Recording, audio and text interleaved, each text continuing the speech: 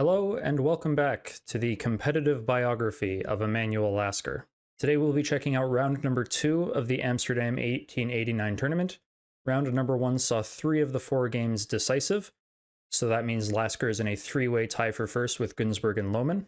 Those two gentlemen actually play their game in round number 2, while Lasker, as you can see, faces off against one of the tournament organizers for this event, Arnold van Foreest. Now, if that last name sounds familiar, yes, they are related. Arnold here is the great-great-grandfather of the Van Foreest siblings playing today, so today we'll get a chance to see a bit of the chess blood that has run in their family for the past 5 or so generations. As far as his own chess accomplishments are concerned, Van Foreest here has played in the Dutch Championship 4 times up to this point, and he would actually win the 1889 edition.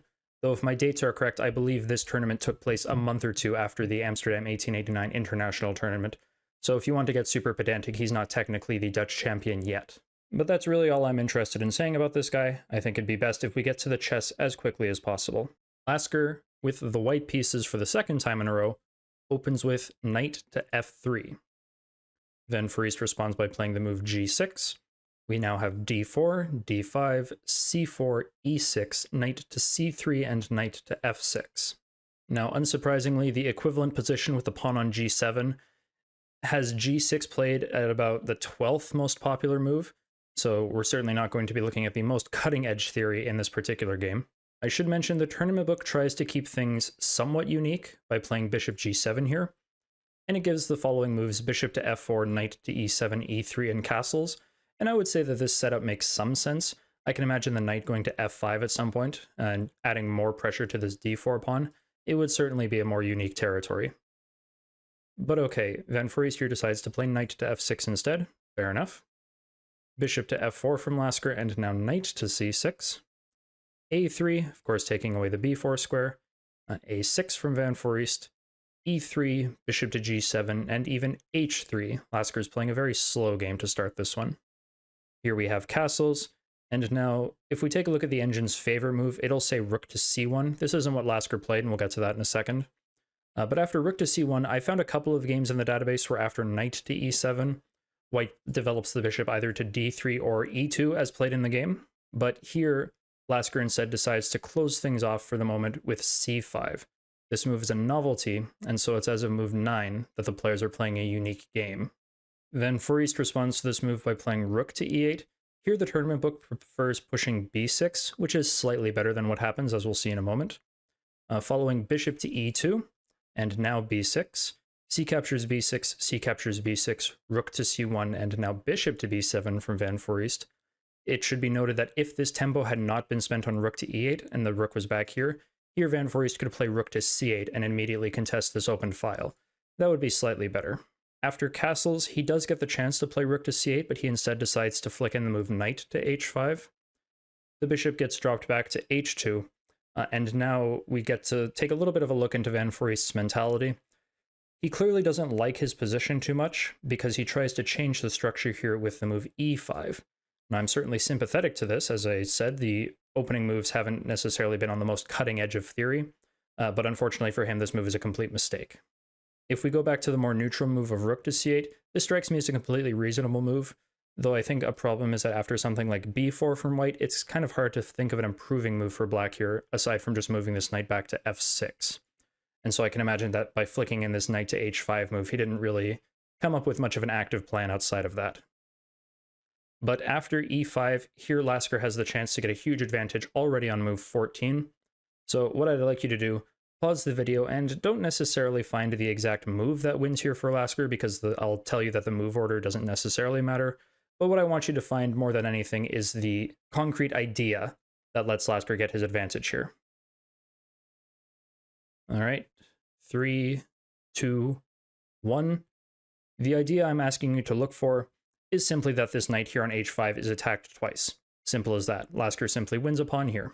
The game continued, and knight captures e5, d captures e5, bishop captures e5, and now Lasker takes his prize here on h5.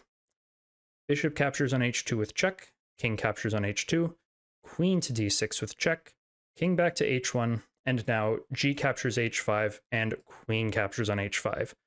So not only is Lasker just up a clean pawn, but black structure is fragmented beyond repair.